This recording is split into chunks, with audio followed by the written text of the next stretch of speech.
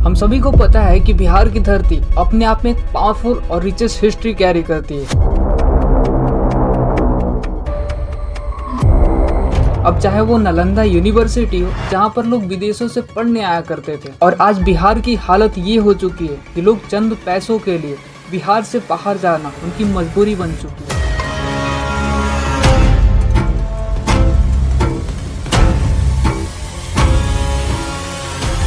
देखिए, आज के डेट में वही बिहार जो एक समय में इंडिया का रिचेस्ट स्टेट था, वो आज अपने घुटनों के बल खड़ा है। ऐसा इसलिए क्योंकि बिहार की जनता के जेबों में पैसे और थाली में खाने तक तो नहीं है।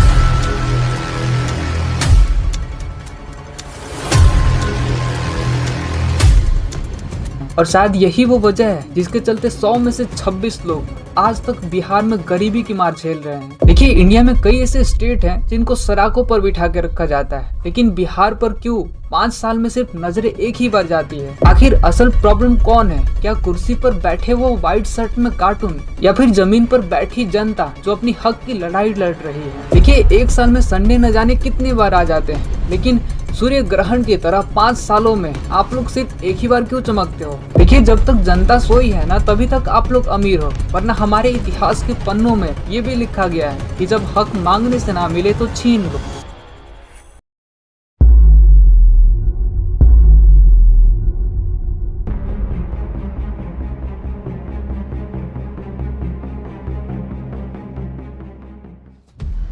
देखिए, बिहार को 3 हिस्सों में लूटा गया। पहले तो अंग्रेजों ने लूटा, फिर लाइसेंस के नाम पर लोगों को चूना लगाया गया, फिर जंगल राज में लूट लिया गया। तो बेसिकली बैटल ऑफ प्लासी और बैटल ऑफ बक्सर के बाद ब्रिटिशर्स का झुकाव बिहार की तरफ कुछ ज्यादा ही हो गया था।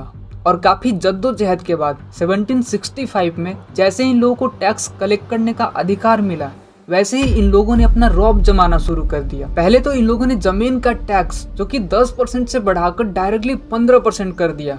एक किसान जो कि 1 टन पर सिर्फ 100 किलो अनाज टैक्स देता था, लेकिन अब उसको 500 किलो अनाज पे करने पड़ते थे टैक्स के रूप में। अब इसके बाद 1793 में लॉर्ड कॉर्नवालिस आता है, जो कि परमानेंट सेटलमेंट एक्ट लेके आता है, जिसकी वजह से हुआ ये कि बिहार के जो किसान थे उनकी हालत और भी खस्ता हो चुकी थी। देखिए, इस एक्ट में ना अंग्रेजों ने ये फिक्स कर दिया था कि चाहे बाढ़ आए या फिर सूखा आए, हमें 1 साल में फिक्स्ड अमाउंट में टैक्स चाहिए, जिसकी वजह से किसानों की साल भर की जो सेविंग्स थी वो खत्म हो चुकी थी।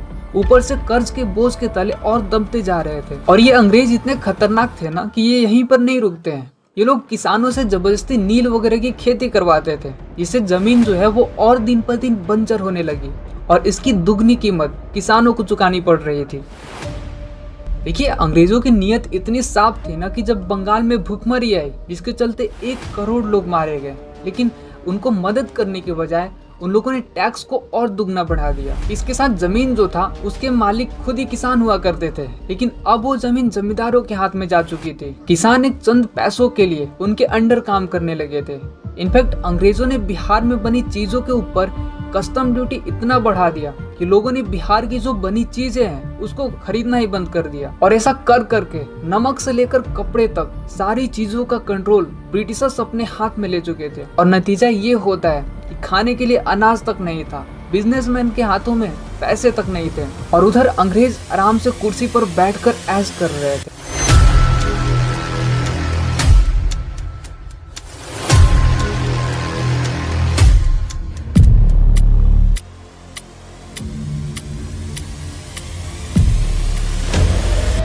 लेकिन 200 सालों बाद 1947 में एक नई उम्मीद की किरण दिखती है।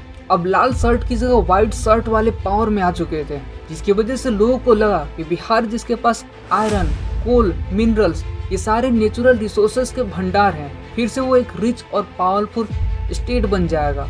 पर अफसोस, ऐसा हुआ नहीं। अब ईयर 1952 में Indian government freight equalization policy introduce करती है, जिसकी वजह से हुआ ये कि जो फैक्ट्रीज थी वो रॉ मटेरियल चाहे यूपी में भेजे या फिर महाराष्ट्र में या फिर बिहार के किसी कोने में भेजे, दूरी चाहे कितनी भी हो, कॉस्ट बराबर ही लगता था। इसके चलते बिजनेस ऑनर्स ने सोचा कि डिस्टेंस ट्रैवल कॉस्ट तो सेम ही है, तो हम बिहार में क्यों जाए जहाँ पर इंफ्रास्ट्रक्चर वीक है।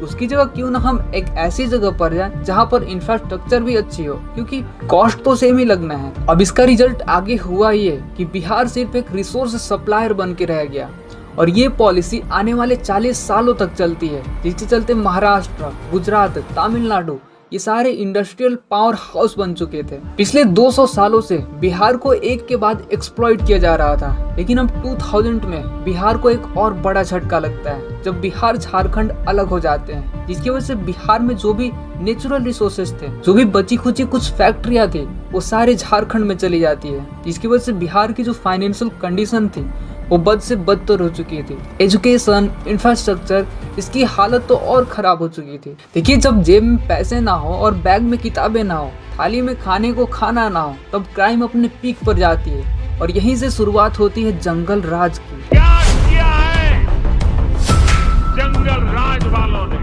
जब तक बिहार में लालू का राज रहेगा, पिछड़ी जातियों का ही राज रहेगा। बता दें कि सजा के साथ ही लालू यादव पर 10 लाख रुपए का जुर्माना लगाया गया।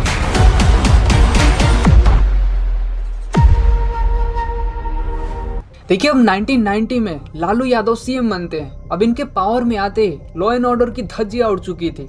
देखिए, अब इसमें कोई शक नहीं है कि लालू यादव ने बहुत ही अच्छे काम किए, but before entering in politics and after retirement, पर इसमें कोई शक नहीं है, उनके इरा में बहुत सारे अच्छे काम भी हुए थे। एक्चुअली द हिंदू के आर्टिकल के हिसाब से 1990 से लेकर 2005 तक लालू यादव और राबड़ी देवी, इन दोनों ने मिलकर 15 सालों तक रूल किया था, जिसमें 32,000 किडनैपिंग के केसेस सामने आए थे। और इसको जंगल राज ऐसे ही नहीं कहा जाता था, क्योंकि इस समय में पॉलिटिशियन और क्रिमिनल दोनों कंधे से कंधे मिलाकर चलते थे, और ये सारी चीजें होती थी बिहार के अंदर, जिसके चलते बिहार जो है वो और दिन पर दिन गरीब होता चला गया। अब धीरे धीरे करके करप्शन अपने पीक पर जा चुकी थी, और इसी में आता है one of the best highlighted scam, that was border scam. Bihar में 1990 के दशक में 59 मैसेकर्स जातीय हिंदू, इस लेवल का स्कैम किया गया था कि जो भैंस की सींग होती है, 1997 में चारा घोटाला स्कैम। सीबीआई ने फिर जैसी जांच करनी शुरू की, पता चला ये तो 900 करोड़ का स्कैम है, मतलब अनइमेजिनेबल।